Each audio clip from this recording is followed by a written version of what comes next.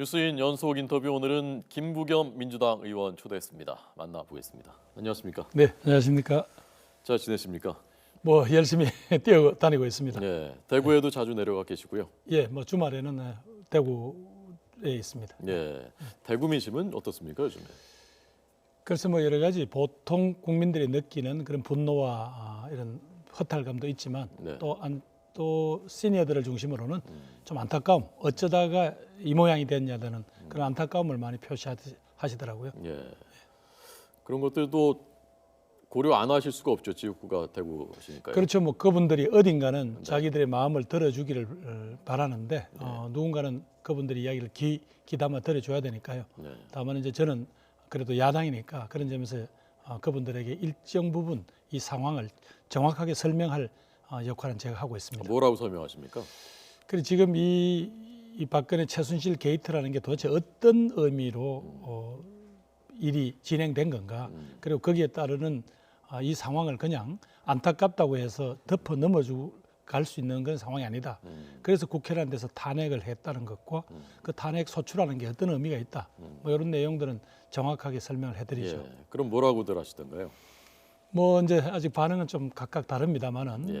좀 전본적인 이런 어떤 그분들의 이런 정서는 정말 어쩌다 일이 이렇게 됐냐라는 그런 안타까움이라고 표현해야 될 것 같습니다. 예, 다만 이제 젊은 세대들은 똑같은 국민들이 느끼는 촛불 시민들이 느끼는 분노를 똑같이 가지고 있습니다. 네. 그런 영향일까요? 촛불 전국, 탄핵 전국에서 김부겸의 목소리가 잘 들리지 않았다, 좀 모습도 잘 보이지 않았다라고 느끼는 분들이 있는 것 같거든요. 네, 그런 지적을 많이 받았고 제 스스로가 그 시기에 말하자면 그런 어떤 제 역할에 대해서 고민도 많이 했습니다. 네. 또 그것이 또 결국 끝나고 나니까 그 무렵에는 제가 제법 지지율이 나왔다가 예. 지금 여러 가지로 많이 힘들어진 거 아니냐라는 그런 지적을 받는 이유가 네. 이 촛불 전국을 지나면서 예. 제가 좀 자신 있게 좀 치고 나가지 못한 거 아니냐 그런 지적을 받았습니다. 예. 이게 본인의 성품이나 천성과도 좀 관계 있는 것 아닙니까? 그래서 뭐 정치하는 사람이 그렇게까지 변명할 수는 없고요. 네. 다만 그 시기에 요구되는 제 역할을 제대로 못 제가 깨달은 거 아니냐라는 안타까움과 네. 그러면서도 또 누군가는 아까 그런 이 안타까워하는 그 시니어들을 누군가는 차분차분하게 설득한 역할도 해야 되니까요. 네.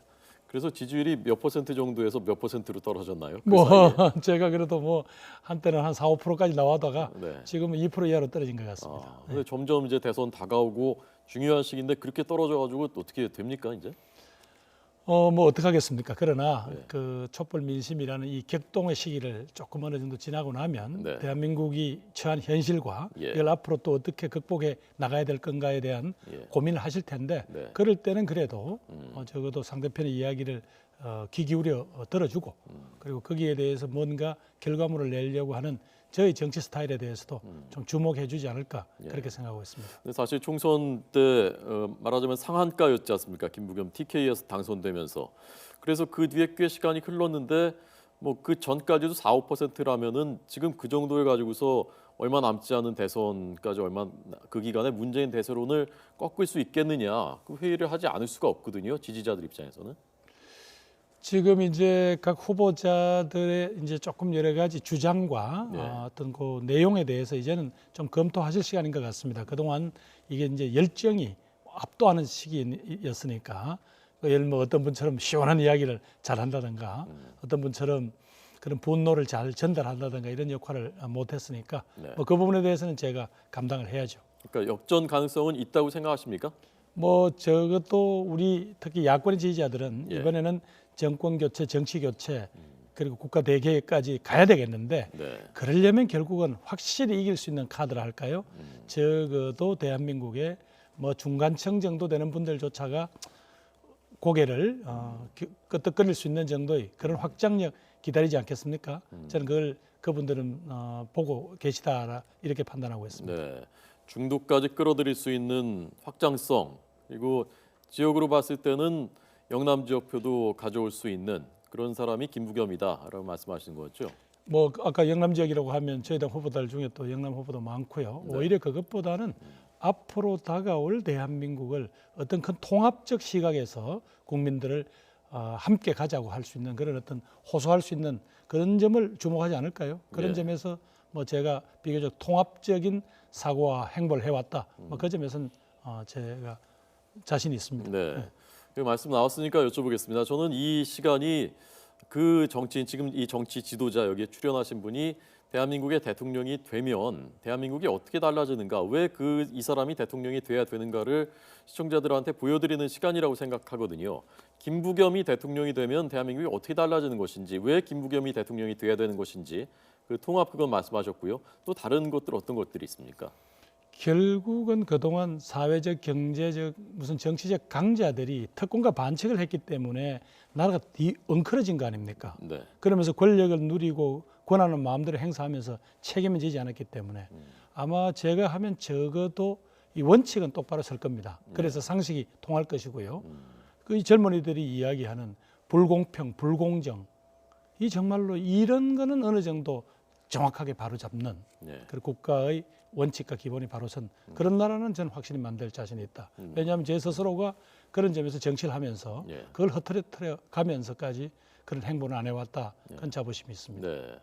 그러나 다른 야권 주자도 예컨대 문재인 후보도 그렇고요. 또 역대 대통령들도 그렇고 그 얘기는 똑같이 그 원칙은 가지고서 해왔던 거거든요. 그러면 구체적인 실현 방안이 있느냐, 그 문제일 것 같거든요. 결국 그분들이 살아오면서 네. 정말 가난하고 힘든 사람들 편에서 그렇게 활동하고 그 위해서 몸을 던진 적이 있느냐. 네. 또 자기가 손해 보더라도 적어도 공동체적 가치를 위해서 자기 희생도 감당했느냐. 이런 것까지 종합적으로 보시지 않겠습니까? 예. 그러니까 그걸 보여오셨다는 말씀이죠. 그 정치. 뭐 다 보여주진 못했겠지만 적어도 제가 거기는 부끄럽지 않도록 네. 그렇게 온몸을 던지면서 살아왔습니다. 네. 지금 제일 유력한 주자, 야권뿐만이 아니라 통틀어서 지금 1위 주자가 문재인 전 대표지 않습니까? 네. 문재인 전 대표가 대통령이 되는 건 어떻게 생각하십니까? 뭐 지금 가서는 유력한 후보이고 네. 뭐 될 가능성도 크다 생각을 하죠. 네. 아니 가능성 말고 바람직하냐, 어떤 점에서 좋냐, 어떤 점은 부족하냐, 그거 여쭤보는 겁니다. 어이구 그걸 가지고 경쟁 후보한테 그걸 이렇게 그렇게 지적하라는 건 너무 가혹하고요. 네. 여러 가지로 국민들한테 기대를 받고 있는 것도 사실이고 예. 지난 대선 이후에 여러 가지 지지 기반을 차분차분하게 이렇게 다져놓은 거 이게 역시 이제 이렇게 단기 승부일 때는 역시 위력을 발휘한다. 그런 점이 강점이다. 그렇게 생각합니다. 네. 김 의원님께서 최근에 연립정부를 얘기하시고 있지 않습니까? 연립정부라는 게 뭐 어떻게 하자는 겁니까? 자, 지금 현재 물론 앞서 있는 문재인 대표는 혹은 우리 더불어민주당이 선거에 이긴다고 하더라도 예. 우리 앞에 놓여 있는 각종 과제, 아까 말씀하신 대로 곳곳에 기득권이 꽉 자리를 잡고 있지 않습니까? 그걸 어떻게든 말하자면 해체해내거나 설득해내거나 양보를 받아내야 됩니다. 네. 그러려면 정치적으로 그만한 정도의 탄탄한 기반이 있어야 되고 그것은 국회에서는 다수를 또 국민들로 하여금 튼튼한 지지층이 필요하지 않습니까? 네. 그런데 우리 야권은 그렇지 않아도 여러 가지 기반이 좁은데 지금 현재 더불어민주당과 국민의당으로 지지층들이 분산되어 있습니다. 네. 네. 그리고 정치적인 세력이라고 할 수 있는 세력들도 분산되어 있고요. 이렇게 해가지고는 저는 결국 다가올 수 있는 어떤 여러 가지 난제들을 풀 수가 없다고 봅니다. 예. 그래서 우리가 공동으로 대한민국을 책임질 수 있는 그림을 그려보자. 예. 그것이 저는 공동 개헌안이고 그 개헌안에 하나 합의를 해 들어가다 보면 그러면 우리가 국가를 공동으로 책임질 수도 있는 거 아니냐라는 신뢰가 생길 겁니다. 그렇게 됐을 때 지금 현재 그동안 탄핵을 공동으로 주장해오고 추진해온 야3당이 네. 대한민국에 대한 공동 책임까지 지자라고 합의하자. 그게 야3당 공동 개헌안이고 공동 정부론으로 연계될 거다. 그렇게 주장했죠. 그 얘기는 그러면 문재인 대표가 말씀하고 있는 그 야권 통합하고 기본적으로 같은 얘기인 거고요. 야권 통합이라는 거는 지금 그동안 네. 한 1년 전 됐습니다만은 분당 이후에 아직까지 서로 신뢰를 쌓을 만한 어떤 그런 일이 없었습니다. 네. 네. 그리고 야권 통합이라고 자꾸 주장하니까 또 그만큼 조금 새가 몰린다고 생각하는 측에서는 또 흡수되느냐 네. 뭐 이런 어떤 오해가 있잖아요. 네. 또 선거 임박해서 또 야권 후보 단일화라는 게 그게 혹독합니다. 왜냐하면 후보가 된 척은 좋지만 네. 거기서 후보를 양보하거나 혹은 거기서 진 쪽은 사실은 무슨 기회가 없거든요. 예. 그런 것들을 모두 다 씻어내고 양측의 지지자들까지도 뭉칠 수 있는 방법이 야3당의 공동 개헌안이고 공동 정부다 그렇게 주장하고 있습니다. 네.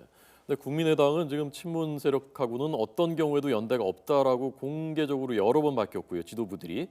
그리고 문재인 전 대표 쪽에서는 개헌에 대해서는 개헌 보고서에서 개헌 추진한 세력들은 야합한 세력으로 규정해야 된다라고 하는데 그게 지금 가능하겠습니까? 우선 문재인 대표는 입장을 바꾸셨고요. 네. 개헌하겠다. 다만 개헌의 구체적인 내용에까지는 말씀 안 하셨습니다만은 내년 지방선거 때 개헌이 완료될 수 있도록 하겠다는 입장을 밝히셨고요. 네. 그다음에 지금 국민의당 지도부들이 특히 그 정치인들이 이야기하는 거하고 현재 국민의당을 지지하고 바라보는 국민들의 열정 사이에는 또 약간의 차이가 있을 거라고 봅니다. 네. 그러니까 범야권이 확실하게 이번에 단합을 해서 대한민국 미래에 대한 공동의 그림을 그리고 승리의 전망이 있다면 저는 국민의당의 그런 지도적 정치인들도 생각을 바꿀 수 있다고 생각하는 거고. 네. 예. 김 의원님 생각하시는 개헌은 어떤 방향을 중임제 말씀하시는 겁니까? 아니면 분권 말씀하시는 겁니까? 철저하게 저는 분권입니다. 그러니까 지금 이런 이렇게 난맥이 오게 된 가장 큰 이유가 네. 모든 것이 대통령에게 권력이 쏠려 있습니다. 즉 대통령은 상권 분립이 아니라 대통령이 모든 권한을 갖고 있고 조금씩만 권한을 나누는 지역이고요. 네, 예. 그다음에 대통령에 속한 중앙 정부가 모든 것을 움켜쥐고 지방 정부를 사실상 지방자치단체를 사실상 조정하고 혹은 길들일 수 있습니다. 이제는 이 제도를 바꿀 때가 되었다는 거죠. 예, 예. 그래서 분권이라는 철학이 가장 먼저 새 헌법과 그것이 무슨 권력 내용을 나누고 하는 것보다도 가장 중요한 것은 분권이라는 철학이다. 예. 그렇습니다. 그 문제가 사실 그 실현 가능성하고 직결되는 얘기인데 문재인 전 대표 쪽은 지금 1위이고 집권할 가능성이 높다고 생각을 하는데 그것을 나누자라고 하니까 그러니까 거기서 개헌 보고서라는 것이 나온 것이고 물론 문재인 전 대표께서 개헌하자고 말씀하셨다지만은 집권한 다음에 그 다음에 지방선거 때 뭐 하자라는 거 그게 실현되겠느냐라고 회의적으로 보는 시각들이 많지 않습니까? 이 상황을 누가 만들었습니까? 누가 만들었습니까? 문재인 대표나 더불어민주당이 만든 거 아니죠. 네, 국민들이 30년 만에 도저히 견딜 수 없다. 대한민국을 정말 바로 세워라. 이것이 나라냐라는 절규 속에서 만들어진 환경입니다. 네, 어떻게 이 결과물을 어느 한 정치 세력이나 혹은 한 정치 지도자가 예, 어떻게 좌우하거나 그림을 그릴 수 있는 그런 상황이 아닙니다. 정말 이번 기회야말로 그동안 정말 꼭 바꿔야 되는데 네. 이런저런 이유 때문에 못 바꿨던 거를 이제는 확실히 바꿔야 합니다. 예. 물론 그중에는 헌법적으로 합의돼야 될 것도 있지만은 재벌이라든가 검찰이라든가 교육이라든가 이런 부분들은 법률로 또 가장 어려운 게 국회의원을 뽑는 방법 자체가 지금 국민들의 여론하고 계속 괴리가 있지 않습니까? 이것도 이번 기회가 아니면 못 바꿉니다. 중대 선거구로 가야 된다 말씀이신가요? 중대 선거가 될지 권역별 비례대표가 될지 모르겠습니다만은 네, 네. 적어도 비례성이 확실히 보장되는 제도로 바꿔야 소수 의견을 가지고 있는 정치적 견해들도 의원회에서 자기 기회가 있을 것 아닙니까? 네. 그런 것들이 전부 다 억눌려지니까 예. 그 분노들이 여러 곳에서 모순돼 있다가 이번에 터진 것이다. 저는 예. 그렇게 보는 거거든요. 네. 어떤 분들은 문재인 전 대표 쪽에서 그 연립정부 얘기를 안 받을 것을 알고 김 의원님께서 그래서 결별의 명분으로 삼기 위해서 연립정부 얘기를 하신 거다라는 해석하는 분도 있더라고요. 2달 전에 촛불이 켜지기 전에 누가 이런 상황이 오리라고 생각을 했습니까? 이게 2달 전에 하신 말씀입니다. 아닙니다. 현재 이 상황이 예, 예. 오기 전에도 네. 그래서 저는 그때도 늘 야권이라는 게 같은 플랫폼에서 네. 같은 전망을 가져야 된다고 주장해 왔으니까 예, 예. 그건 조금 저한테 대해서 너무 조금 비하하는 소리 같은데. 알겠습니다. 네. 개헌 문건 그래서 지난번에 비판하셨다가 문자 많이 받으셨다면서요? 네, 그렇습니다. 몇 통 받으셨습니까? 한 3,000통 받았습니다. 3,000통이요? 예, 예. 3,000통이 다 들어옵니까? 핸드폰으로? 들어오죠. 뭐 한 이틀에 걸쳐서 계속 들어오니까 예. 제가 전화를 다른 분한테 전화를 할 수가 없는 상황이 되니까 예. 그래서 제가 할 수 없이 하나 더 마련했죠. 전화번호 어떻게 알고서 다 그건 뭐 저는 저 명함에도 그렇고 예. 전화번호를 다 공개를 했고요. 예. 그리고 또 어떤 분이 그 친절히 또 전화번호를 공개해서 또 SNS에 공개를 했더라고요. 예. 어떤 생각 드시던가요? 3,100통 받고 나니까. 조금 민주주의에 대한 우리들의 생각을 조금 넓혀야 한다. 네. 생각이 다를 수 있잖아요. 뭐 같은 지지자가 아닐 수도 있잖아요. 그렇죠. 그러면서도 토론하고 양쪽의 생각이 뭐가 틀리는지 그리고 네. 같이 할 수 있는 부분들이 뭔지 이런 것들을 자꾸 좁혀가는 과정인데 네. 나하고 생각이 틀린다고 해서 이런 식으로 막 이렇게 거의 사실 욕을 하듯이 하면 네. 이건 우리가 생각하는 그런 민주공화국으로 가는 길은 아니다. 예. 저는 그런 말씀드리고 싶습니다. 예. 후원금 계좌에도 그 18원 후원금 많이 들어왔던가요? 뭐 저는 마침 그 전에 어느 정도 마감이 차서 그런지 네. 그렇게 막 뭐 수백 개 건씩 오고 그런 건 아니고요. 다만 그런 의사 표시가 있었다는 건 사실이고요. 네. 그래서 지금 김 의원님의 그 생각하시는 구도는 지금 정치권에서 합종 연행 논의가 활발한데 김 의원님 생각하시는 구도는 야 3당, 예, 그러니까 민주당, 국민의당, 정의당 이렇게 연합해 연대해야 된다라는 예. 말씀이시고 거기에 이제 대척점에 새누리당과 바른정당이 있는 것이고요.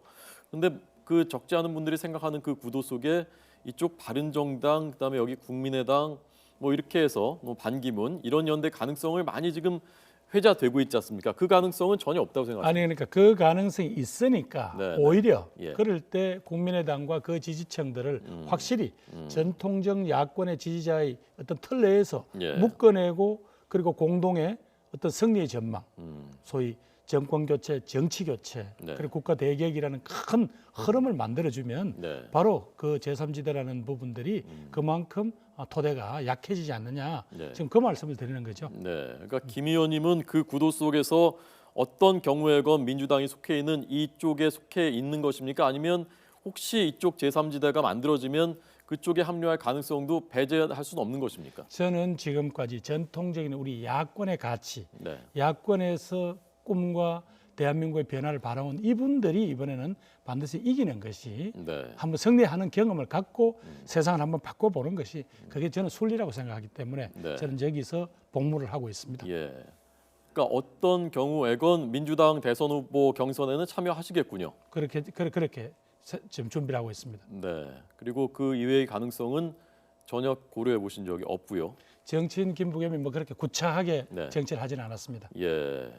그 구차하다고 하시면 그 생각하시는 분들은 좀 기분 나쁘실 것 같은데요. 아니 제 스스로 행보가 예. 주변 분들한테 설명하기 어려운 그런 행보는 하지 않았다. 그 네. 말씀 드리고 싶습니다. 예. 알겠습니다. 반기문 총장에 대해서는 어떻게 생각하십니까? 그러니까 뭐 지금 아직 소위 본격 무대에 등장하지도 않았는데 이런 정도의 기대와 지지를 받고 있는 걸 보면 네. 역시 우리 국민들 마음에는 어떤 유엔 사무총장이라는 그 자리 자체가 갖는 그런 자부심이 있는 것 같고요. 네. 또 하나 최근에 사드라든가 북핵 위기 또 여러 가지 이제 한일 간의 이런 외교 갈등을 겪으니까 네. 의외로 대한민국의 국제적 위상이 생각보다 더 초라하더라는 것을 국민들이 느끼신 것 같아요. 그럴 바에는 우리도 당당하게 주변국들한테 정말 간섭받지 않고 당당하게 한국의 목소리를 낼 수 있는 어떤 그런 인물에 대한 희구, 그게 이제 유엔 사무총장을 지내신 분이 반기문에 대한 기대가 아닌가 그렇게 그 보여집니다. 현실 정치에서의 위력은 어느 정도 될 것 같습니까? 그거는 저는 지금 이제 무대 위에 올라오셔가지고 네. 어떤 정책과 어떤 비전을 보내주시느냐에 달린 것 같습니다. 네. 과거의 명성만 가지고는 국민들의 지지가 계속 이어진다. 저는 그렇게 생각하지는 않습니다. 네. 개인적으로도 좀 아십니까? 과거에 이제 그분이 외무장관을 할 때 제가 당시 여당의 외교통상위원이었죠. 아, 그러셨군요. 네, 네. 그때는 좋은 장관이라고 생각하셨었나요? 뭐 그럴 때는 노무현 정부의 외교 정책을 충실히 잘 수행한 것으로 기억하고 있습니다. 예. 자, 그러니까 외교에도 그 김 의원님께서도 전문가의 한 분이신데 그러니까 외통위원 하셨으니까 지금 앞서 저희가 속보 전해드렸는데 사드 문제에 대해서 경제적인 보복이 시작됐단 말입니다. 화장품 수입을 불허했고요. 그리고 대선 주자들 대부분이 지금 사드 문제에 대해서 다음 정부로 넘겨야 된다. 특히 야권에서 그리고 그 한일 위안부 합의에 대해서도 반대하거나 재협상해야 된다라는 입장인데 그럼 이것이 국제 관계를 고려하고서 하는 것이냐 나중에 그걸 감당할 수 있느냐라는 반론도 나오거든요. 어떤 입장이신지 하고요. 그 감당할 수 있느냐 그 부분에 대해서 어떻게 생각하시는지. 저는 사드 문제는 배치 결정을 성급하게 했다는 입장입니다. 네. 사드 배치라는 거 할까 말까 하는 것도 얼마든지 전략적으로 쓸 수 있고요. 네. 그걸 가지고 특히 중국의 입장에게 우리가 더 강렬하게 압박을 할 수 있습니다. 왜?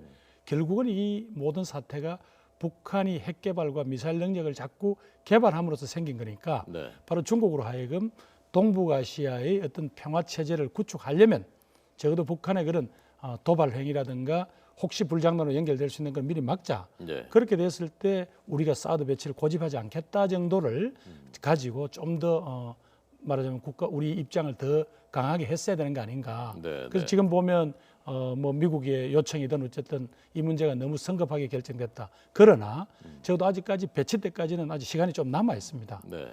그리고 또 특히 작년 9월 달에 박근혜 대통령과 러시아 푸틴 대통령 또 박근혜 대통령과 시진핑 주석과의 회담 전에 북한 핵 문제가 해결된다면 우리가 사드 배치 고집하지 않겠다라는 그런 취지의 발언을 하셨어요. 네네. 그래서 아직까지 그런 전략적인 카드로 좀 더 활용할 여지가 있다는 입장이고요. 일본에 대해서는 일본 지도자들한테 분명히 우리가 경고를 드리고 싶습니다. 당신들은 어떤 입장에서 유리한 해석을 하고 동북아에서 당신들의 목소리를 높이는지 몰라도 네. 대한민국의 어떤 지도부, 어떤 정치인들 또 어떤 정부도 국민이 납득할 수 없는 상황을 강요할 그런 정부는 없습니다. 네. 따라서 그 과정에서 왜 이렇게 지금 보니까 좀 어처구니 없는 합의가 네. 또 이렇게 졸속하게 치러지느냐에 대해서 국민들이 뭔가 납득하고 그걸 넘어서는 한일 간의 국가 이익이 있으니까 네. 우리 국민들이 이번 건 뭔가 예를 들면 용납하자든가 이런 무슨 과정이 있어야 될 것 아닙니까? 네. 그래 무조건 이 정부가 사인한 거니까 다음 정부가 바꾼다는 것은 국익을 훼손한다는 그런 관점은 너무 좁은 것 같아요. 예, 알겠습니다. 자, 오늘 뉴스인의 연속 인터뷰 김부겸 민주당 의원에게 들었습니다. 잘 들었습니다. 고맙습니다. 네, 감사합니다.